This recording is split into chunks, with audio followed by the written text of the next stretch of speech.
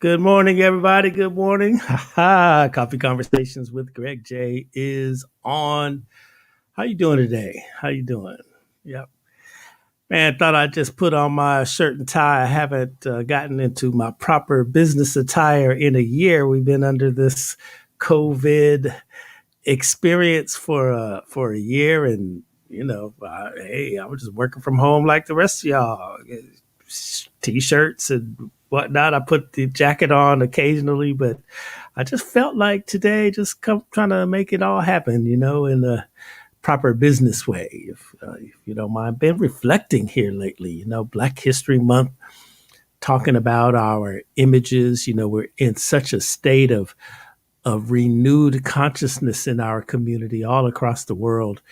And personally, just want to, of course, provide you with information and inspiration through our platforms here at Coffee Conversations with Greg J, beachcityradio.com, and of course, all through our studio, Dream Creator Studio.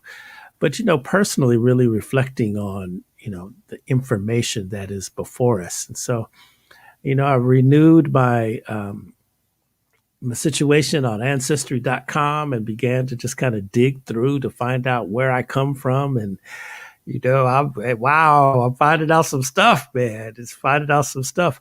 Also some glaring omissions. And I think you could probably attribute that to, the systems of racism that might have happened in the 30s and the 20s, all back into the early 1900s. Did we count, or, were we able to count? What happened to people? 1 minute you see their name in the rolls and the next few years you don't. What happened? These are the types of things that we are contemplating in these days and time. If I contrast that with my brothers and sisters over there in Africa, my friends, they can go back with their lineage, man, hundreds and hundreds of years, and the clan they were with and all of that. And, it's not that easy for us here in America because we're the lost children of the continent, right? And that's, I just been, contemplating all of that. And that's why today I wanted to bring to you some fantastic guests who have made it a life's mission to, collect the artifacts of our past here in America. Additionally, we were going to have a professor from the University of Vermont join us and talk about Sundown Towns, the legacy of Sundown Towns. But he emailed me late last night to mention that he had a health situation, a little minor surgery that he had to attend to. And so he's going to go back with us on Tuesday, Professor James Loewen, to talk about Sundown Towns. Was really looking forward to that discussion on today, but I'm going to go ahead and defer and wish him, send him love and light as he goes through his health situations, and he'll be here with us on Tuesday. But our folks here, these are my folks, of course, my friends and everything. But, just really in the main, they have dedicated their life to collecting artifacts of our historical legacy here in these United States. And I got to tell you something, it is one of the most profound exhibits, profound,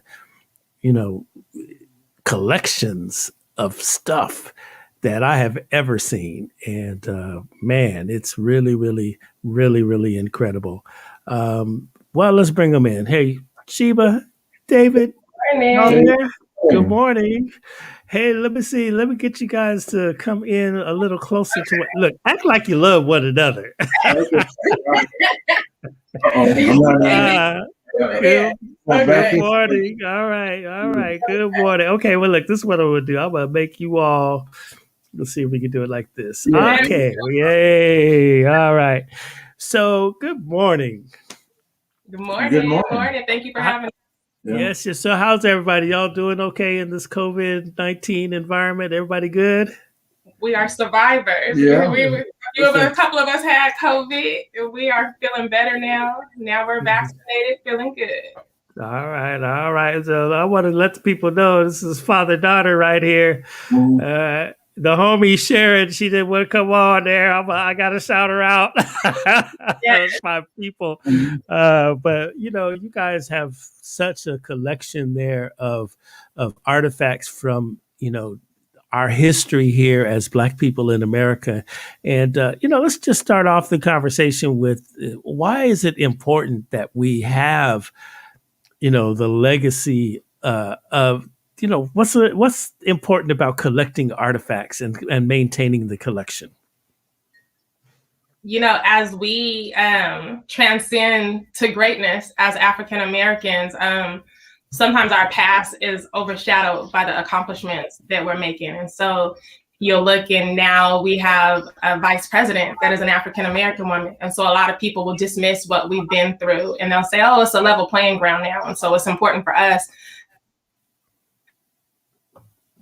We continue to accumulate, continue to the rich history of African Americans, so that they know sort of what it took for us to get where we are. And we still have a long way to go, but our history is so important. It's I think we got bamboozled the first time when we elected President Barack Obama. We thought we had made it post-racial society, but we are reminded now that's not the case. Exactly. Mm-hmm. All right. So listen, how long have you been collecting? Okay, listen. So how long have you been collecting? And then why the name Forgotten Images? I think that is so appropriate, but tell us how you came about that name and why. Well, one of the reasons, especially for me, is that my family, they come out of Oklahoma and Kansas City. They're part of the Creek Nation, and they go so far back. And my mother and my father would never talk about their past. Mm-hmm. They just would not talk. But as my mother began to age, and she was in her late 90s, she began to explain what went on in her past and the family and what they went through and the different problems that they had. And so then I began to wonder. I says, wow, there's images that like I say, we say forgotten images. These are images that are never spoke of, are brought up anymore. So we just figured that would be a great name for our exhibit. And the images that we do show you are images that a lot of people have never seen or ever heard from. Most museums will not display the type of images that we have on display. Mm-hmm. It's interesting because I'm sure that when you are exhibiting, people come and they just are like, wow, they didn't know, the information but it's right there before your very eyes. What's the biggest wow moment that you've witnessed people see when they look at your exhibit? I think it's different for everyone because all of our tours are so different and we're so passionate about different areas. But I think most recently for me, we added a plantation bill a couple of years ago, and it's the actual plantation bill that was signal for slaves on a plantation when it was time to wake up, when it was time to start working, and when the day was over. And so David does this amazing homage to the ancestors at the end of a tour, and he'll say, we've gone through the exhibit and you've seen what our ancestors went through, and now is an opportunity for you to pay tribute to them. And so I want you to say something to your ancestors and ring the bell. And every single time it brings people to tears. Wow. Perfect culmination. So that's for me, but I'm sure he's done more tours than I have. So he may have a moment too. Yeah, that is, well, actually the number one thing is Barack Obama, but everybody, we have the cutout and everybody wants to take photos with him. But there are so many different images. But the one image that really brings it home, I'd say, are two. Well, actually two. We have the slave collar, which I can show you right here. Mm-hmm. Yeah, let's see. slave collar, and it's what the slaves wore around their neck when they went up for auction, and it has the name of the auction house owners, Blake, Jenkins, and Hoyle. And then it talks about the product that they have for sale. And the product that they have for sale are fine horses and niggas. And it gives the date, Columbus, Georgia, 1857. And the significant key is that young people and old people say, that's my nigga, that's my boy, that's my dog. But they were sold with the horse, the cow, the pig. They were just property. And so I try to, when we do the schools, I really bring that issue forward and saying, why would you want to call yourself that name when the slaveholder, that's what you were considered, that's what you were. So now the person on there, that's the dealer, that's the slave dealer. Yes.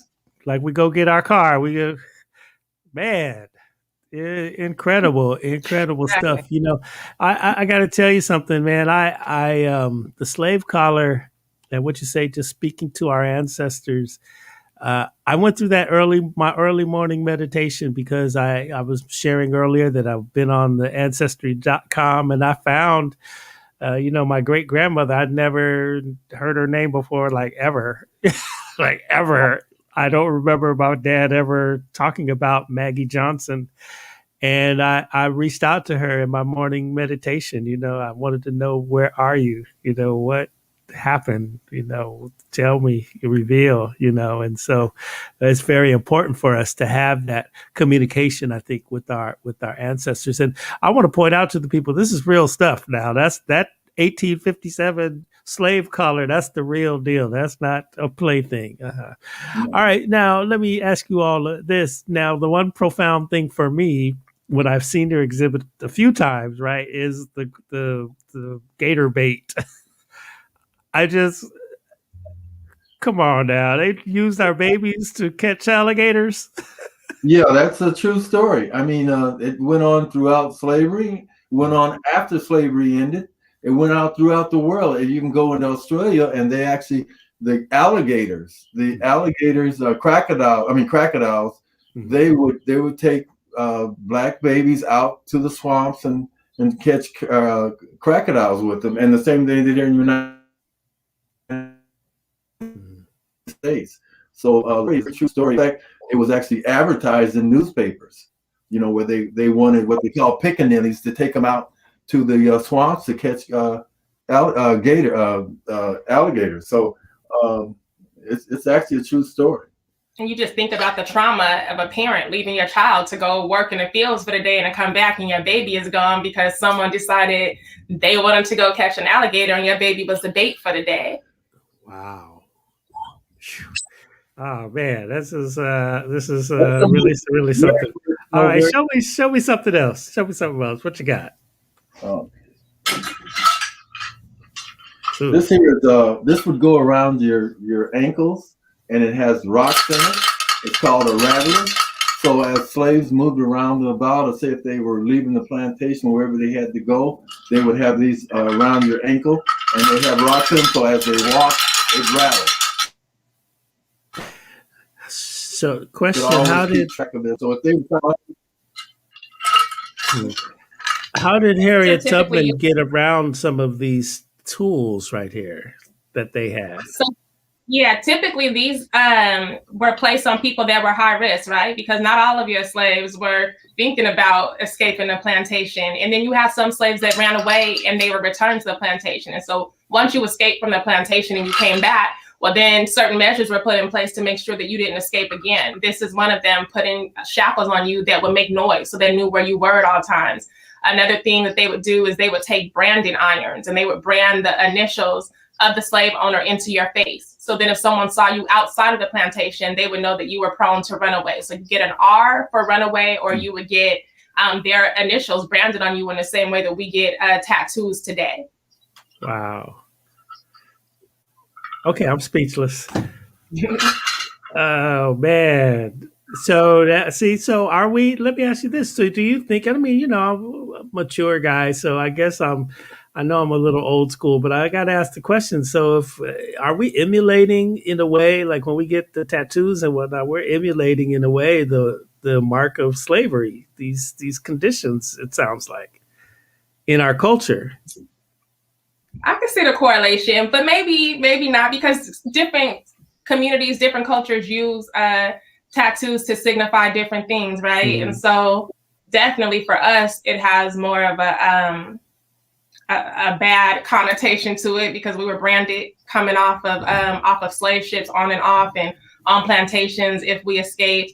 But I don't know I think now it's more of a celebratory thing, and thank God it's optional, right? But a lot of people don't know the history of it. They don't know the past. They don't even have that association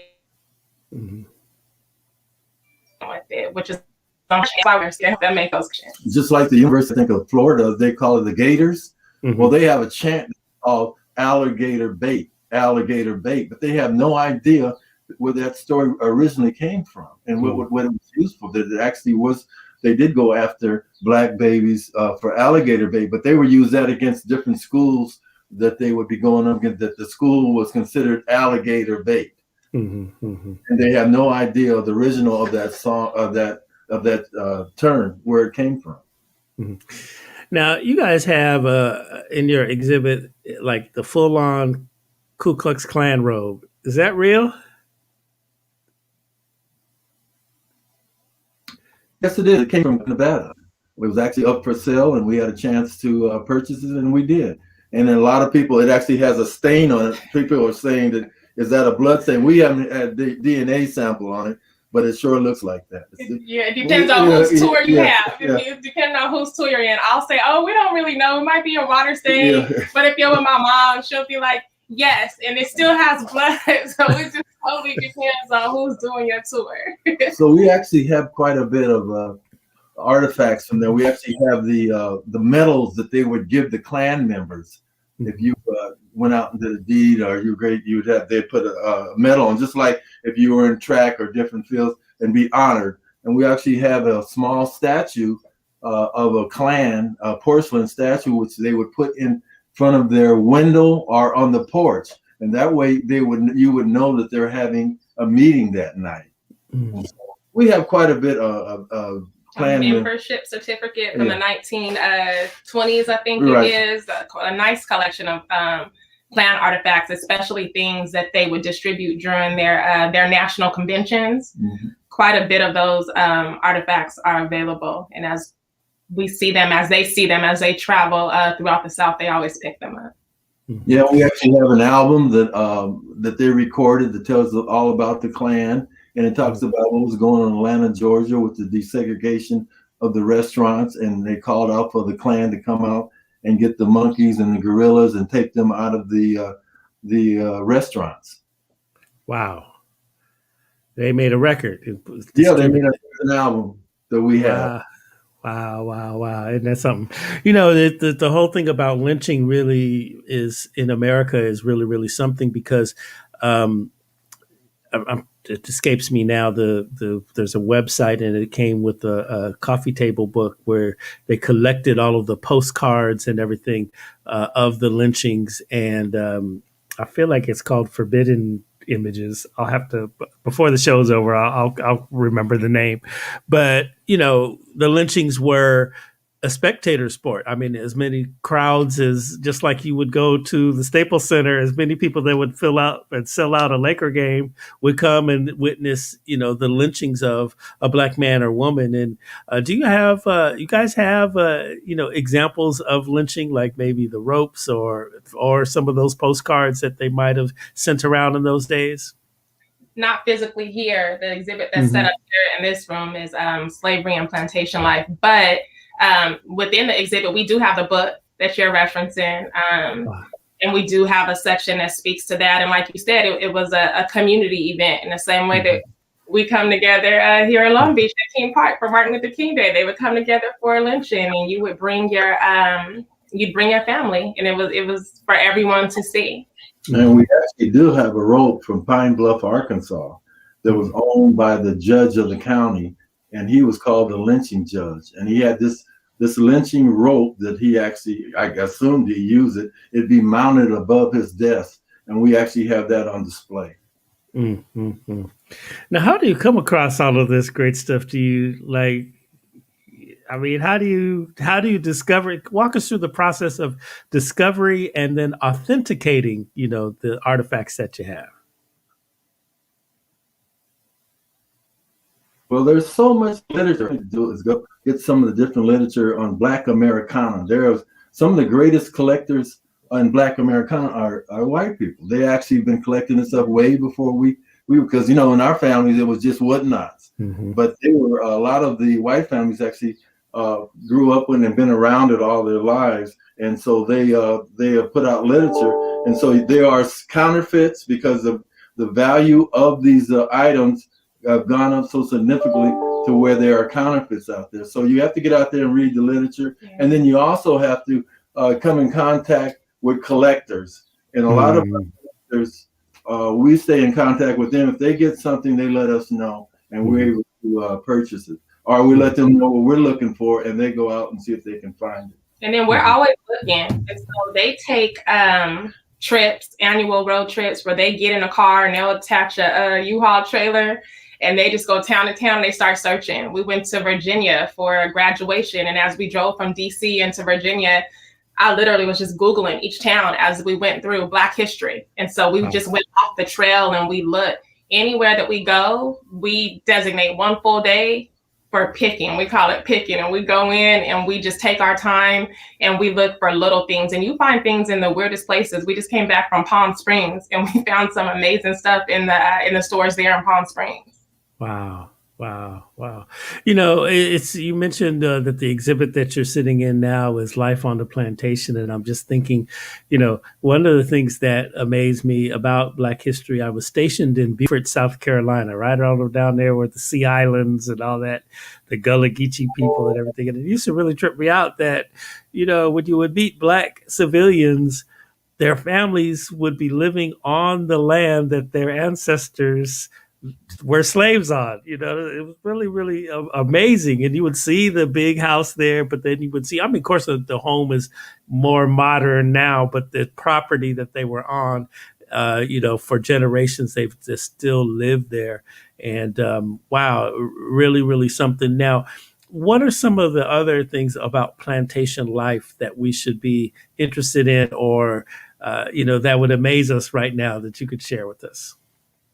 I think the most impressive part for me, David worked for years and combed the internet and looked for contacts. There's an actual replica cotton gin. And so that's powerful because that's something that kids learn about. That is a part of our history that is embedded in the history books, but it's small enough for them to actually interact with and to run cotton through. We have actual cotton so that they can see the process. And then David does an amazing job of letting them feel the cotton, and do you feel the seeds? And this is how you'd have to take it apart. And it was such a rough process. That's how the cotton gin came into play. And then most recently, he's added a trough, sort of to illustrate, when we get off of work, we walk right into our house, we go in the kitchen, we'll warm something up, or we'll cook dinner. That wasn't an option for them. And so typically there was a slave that had aged out of working in the field that would stay back and prepare food for everybody. And then that food was poured into a trough. And so imagine stew or soup, and you take your plate or your bowl and you would scoop it out. And that's how you would eat, in the same way that animals eat. Like the same trough that's used for horses and, for farm animals, it's the same trough that slaves would eat from. Wow. Were there plantations that were like super plantations where they just were like mass producing whatever, cotton or whatever like that? And they, I often think about this because I'll never tell you why. This is really abstract, so forgive me. But I do think about, if I have a football team, which is about a gang of brothers, and we go all the way to the Super Bowl, and, I've trained them and they've exercised and all that, if a plantation owner, is it the same where they would have had the strongest slaves, the most intense, highest production contributing to the economy of that day? Or do you know of super plantations across the South, or were they just, regular farms, small farms, large farms? What was it?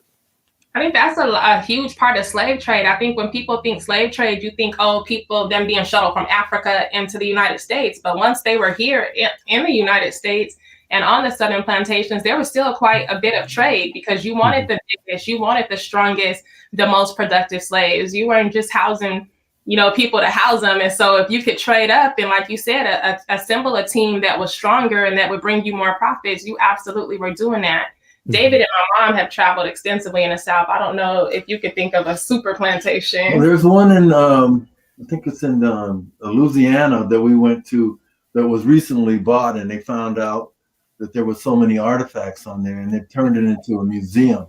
And I can't remember the name, think of the name of it, but it was really something to see. I mean, these things are massive. And one thing about plantations, they put the slave quarters out front because it showed wealth. It showed how wealthy you were. They were in front so the public could see how much wealth they had. And these things are, hundreds of acres. Actually, we went to the Washington, D.C.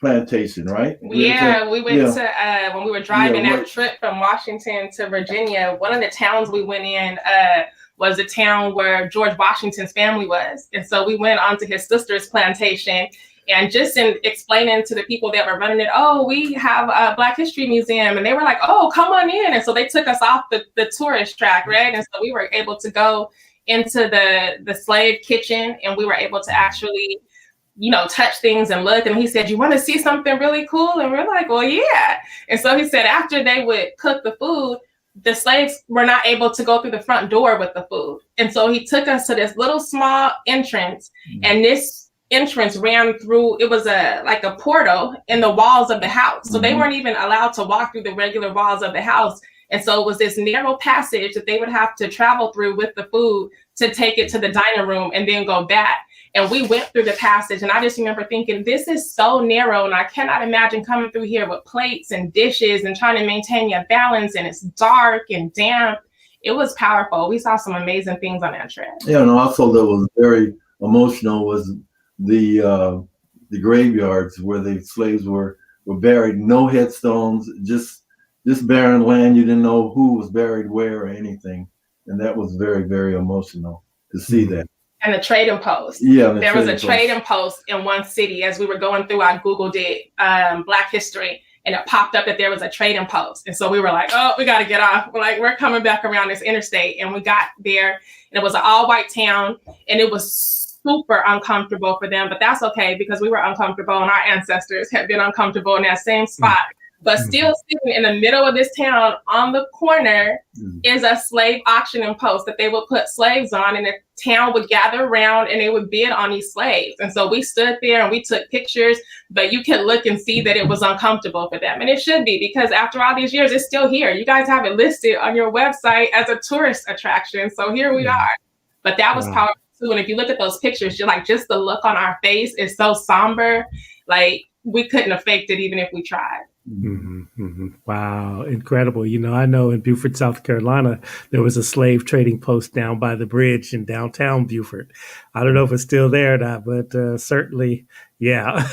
And the graveyards, back in the 70s when I was in the Marine Corps and I came out, I remember on a run, I came out of the base and down the street, and I saw, it was a graveyard, but it was unkept. It was the Black graveyard, there's no fence to it and everything. And I heard that they have, now made it nice, but, certainly the Black graveyard is the Black cemetery. That's a thing right there all across the South.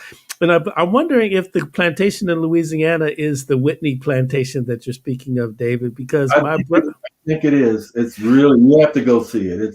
Yeah, my brother, my younger brother was out and about, and all of a sudden I start getting these pictures, and he said, dude, I'm at this plantation, and he was showing all these pictures and everything. And I was like, holy moly, man. I mean, it was really, really profound. And he said it was a life-changing tour for him,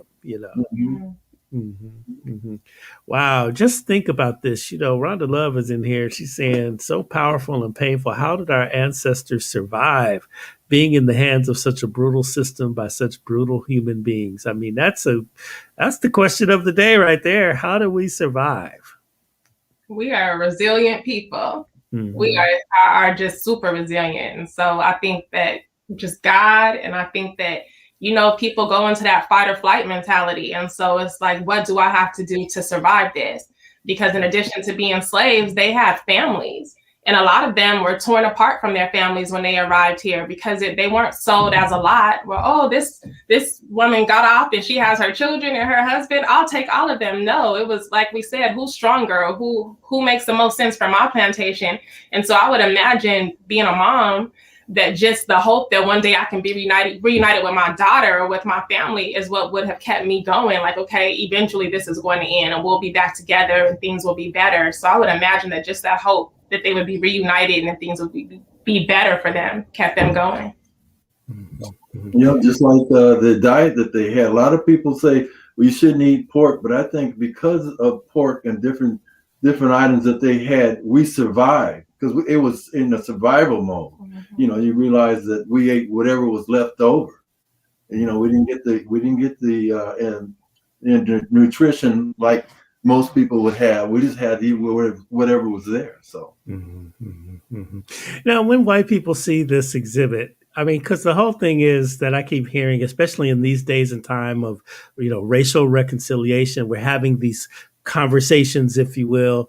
White folks are like, okay, that's in the past. Would they see your exhibit? Yeah, it's in the past, but here it is, black and white. What is their general reaction that you see? Wow, I tell you, it's going to be a different reaction. A lot. They actually know more about us than we know about ourselves. And what happens is when they see our exhibit, I've done so many exhibits, they come up and they confess. It's a confession thing where they actually talking about my grandpa did this and my great-great-grandmother did that, and they worked on the railroad and they treated people this way and that. And we have artifacts at our house. And then they go get them and they bring them back and they give them to us. But our people, they don't believe it. It's like they don't believe that happened. They do. They pull out the checkbook or they go home and they get bins and they round up every black artifact that is in their house and they come back and they say, here you go. We want to donate this to Forgotten Images. Yeah. So wow. Isn't that something? That's amazing. Here's Byron Reed. He's saying this is deep. And although this occurred many years ago against our ancestors, this conversation still stings because remnants of what was. It seems that our current day situation, which seems to be the same song, same song, second verse. Right. Absolutely. Right. Byron Reed, man, you are the deepest brother I know. Man, it's really something that, okay, now what about the young people when they see it? It's important that we, I'm talking about the high schoolers, right? It's important. I know when my grandsons come around me, I'm always talking about, our consciousness and read and understand your history. I'm giving them books, I want them to understand what the past was and how we got to now, not to have them angry and what's the term I'm hearing these days? Their emotional intelligence askew. I want them, to be conscious and be aware of, okay, folks sacrifice for you to be able to have that cell phone or whatever, What do the young people in high school say when they are confronted with this history of their ancestors here in America? Well, the first thing that happens when we have our exhibits set up in the high schools and things, as the classes come in, especially our young black men and black women, they are laughing at the images. See, we're Forgotten Images, and the images are cartoon characters, exposed lips, red lips, everything is exaggerated, and they're laughing. And then by the time I get through with the tour, they're not laughing anymore because I explained to them, you're actually laughing at your image. This is supposed to be you. This is what you're supposed to look like. Mm-hmm. And so a lot of times when I finish the tours, some of the young people, not all of them, will get on their phones and call their parents and say, you need to come down here right now and see this, and so it has an impact. And I just love doing schools, middle schools, even the colleges. And they don't, like the kids don't know. So I am a former history teacher. I taught middle school history for a number of years. And so I was fortunate enough. And I think the first time it really hit me, because I didn't really remember what history I got in school. I was so far removed from it. But we went through a chapter in 8th grade history on the Southern colonies. And there was literally a paragraph about slavery. And of course, you get Harriet Tubman, and then it just skirted right around it and it was done. And there was a blurb about Nat Turner. And I was like, I don't think so. And when I was teaching was a time when they really had first started to collect artifacts. And so I just started bringing them into my classroom. And I'll never forget taking a Brandon iron and talking about runaway slaves and passing it around the classroom. And one of my students who was really boisterous, like the class clown, always putting on a show, was sitting with it. And I'm like, okay, pass it, keep moving. And he just sort of was shell shocked. And I said, what's wrong? And I went over and he had pressed it down into his hand. And so you could see the R. And he was just like in shock that someone would do that to someone else, to another human. And so I think it makes it so real for them. And it gives them a pride about who they are.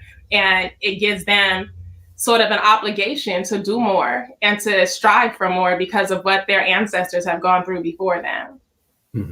You mentioned the history lessons there.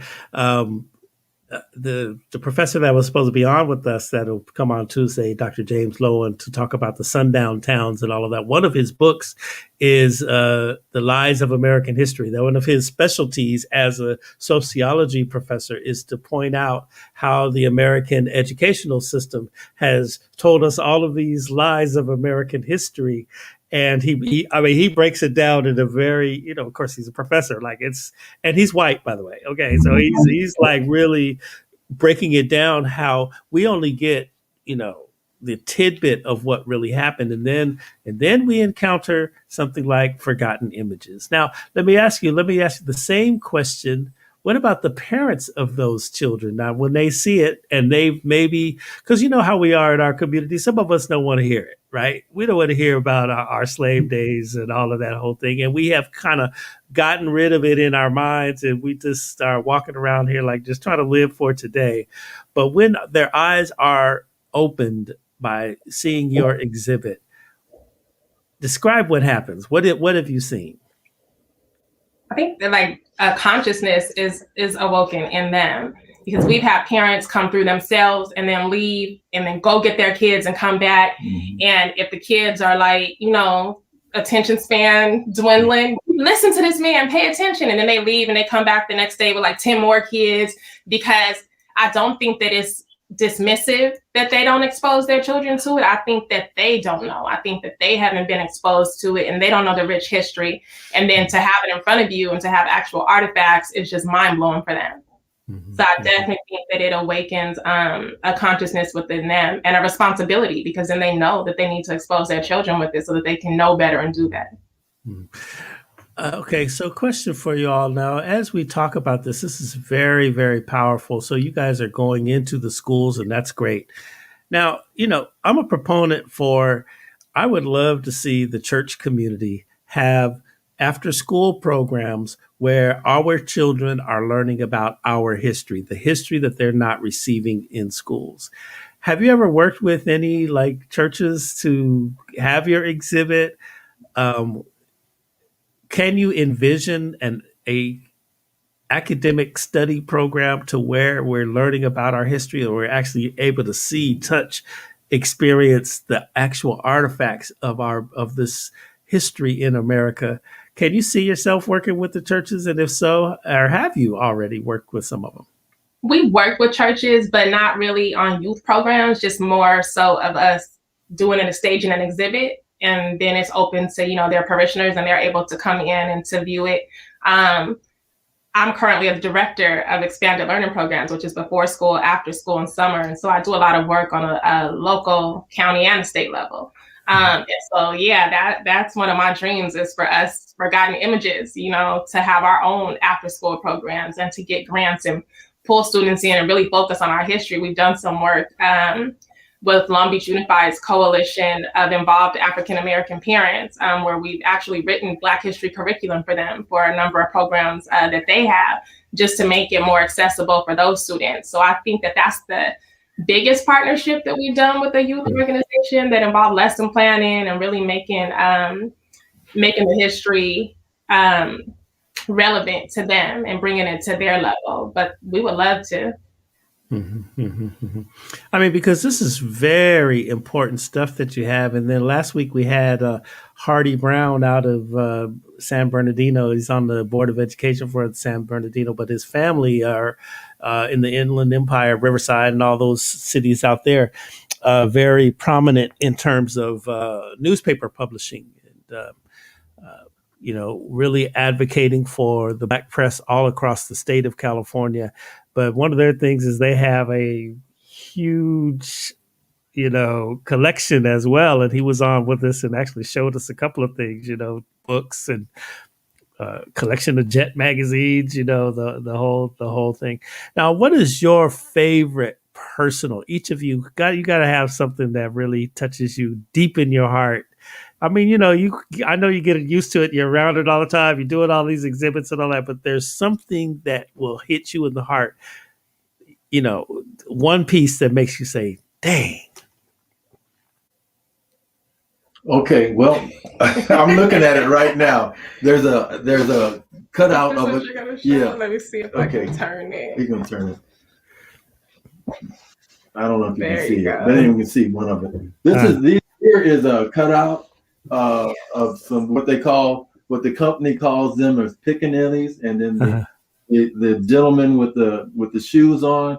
He can only see her. Oh, okay. Anyway, this is from the Sealy Mattress Company, and they started in Sealy, Texas, and their slaves and their sharecroppers grew the finest cotton in the world. And they use them for advertising. These are some extremely rare pieces. We tried to buy this set in an auction in Texas, and it got up to like $19,000, and we had to finally back up. But we were able to purchase a set about 3 years ago. And so Sealy Mattress Company got their wealth off the backs of sharecroppers and slaves. And they actually got the name from Sealy, Texas. And then actually these pictures here show a little pickaninny, that's what they call in their brochure, the little pickaninny boy and the little pickaninny girl and the nigger man. And the little pickaninnies have no shoes on, and they're in the fields picking cotton. And there's actually a story in their brochure about the little pickaninny who wanted to go to white heaven, but he couldn't go to white heaven because he was black. So he takes the raw corn, the raw cotton, and he turns white so he can go to white heaven. And this was their brochure that they sold. And actually, we have the brochure, and it shows it's like bedtime stories. So you buy this Sealy mattress, and when you buy the mattress, you get these bedtime stories, and that's the one of the bedtime stories that was in the book. And we actually have the Sealy mattress, and the label on it has a picture of the slaves working in the fields picking the cotton. That's the piece I really love. I really love this piece here. Wow. What about you, Sheba? Well, I think too. So my mom has an amazing doll collection. She is obsessed, and that's her thing. Anytime we go anywhere, she's looking for Black dolls. And so just like the wide range of dolls that are displayed there, to me, is impressive. I was in Target the other day with my daughter, and we were having a conversation about dolls, and my daughter's complexion is a lot lighter than mine. And so she always gravitates to the darker dolls that are more of my complexion. I'm like, no, look, they have one here that looks like you. No, she's not Black. I want this one. And so I think that representation for little girls to see a wide assortment of different Black dolls, that's my favorite part, to watch little girls go over and just sort of, fell down by it. And then collection too. Because if that's a huge collection, I think that is part of the first thing that they started to collect, because my mom was collecting the Aunt Jemima cookie jars. And so then it just grew and grew and grew. And so there's so much in that section, a grill, all of the merchandise that was sold, and then to hear the backstory and realize that woman didn't profit nearly anything from the sale of those items and from the use of her image. That's my favorite section to narrate. So how do you feel now that they've changed the name of Aunt Jemima? It's no more. I think anybody, it'll always be Aunt Jemima to me. I wish that they would cash her family out and Right. amends for using her likeness all those years. Yeah, it's the same box. Everything is the same. I feel like they should have completely changed it. Different color, different everything. It'll always be Aunt Jemima to me. That's right. That's right. Wow. Wow. Incredible stuff, man. This is really, really something so important, you guys, that we, just continue to acknowledge our history. I mean, it is the past. Yeah, no question. But it is American history, right? And when we are a part of America, we built it. You keep hearing that in all of our statements now. We built this country. And so now you see the instruments through which we were forced to build the country. And it's just real stuff. It's real. Like when you look at this, look at behind them right there, all the slave arresting paraphernalia. This is your great grandparents, your great great grandparents. This is your folks. And they have survived the Middle Passage. Somebody survived the Middle Passage. Their descendants survived slavery and this brutal system that drove the economics of this great country. And now we're all the way here. So that's why we have to always live to the fullest, our fullest potential. It's not a lie that people say, hey, somebody died for your right to vote. Somebody died for this or that. It's a truth. We have, and there you have it, Forgotten Images is showing you, okay, this is that real right here, man. This is how they were treated, and the instruments, and folks didn't care. They didn't give a care. They just was like, this is just part of their normal life. Yeah, yeah. All right, well, what would you all like to say to the people as we just kind of get out of here? What would you like to say, Forgotten Images, as collectors, traveling all of these miles, searching the internet, going to all the you guys have lived this whole thing. What is the core message you want to Black people in America, to Black people across the diaspora? What is it that you want to say to them? I think my biggest thing that I always say anytime anyone asks us that is to take inventory of what your family has in terms of their history, in terms of collectibles. Know what your family has, be vested in what your family has. I cannot tell you how many estate sales that we have walked into, African-American families, and it's just a free-for-all where they're selling family Bibles, they're selling heirlooms.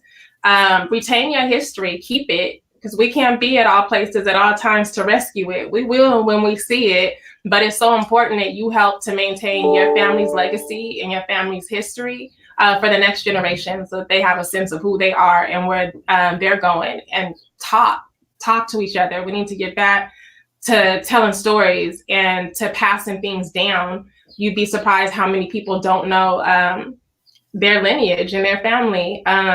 It's important that we have those conversations, and it's important that we know our history. That's really powerful, especially when we talk about the ancestors. It reminds me. So a story, I travel, pre-COVID, pretty often. If you know me, I'm all about building bridges of music, arts, and culture with Africa. And a custom that I hear is the custom of lobola.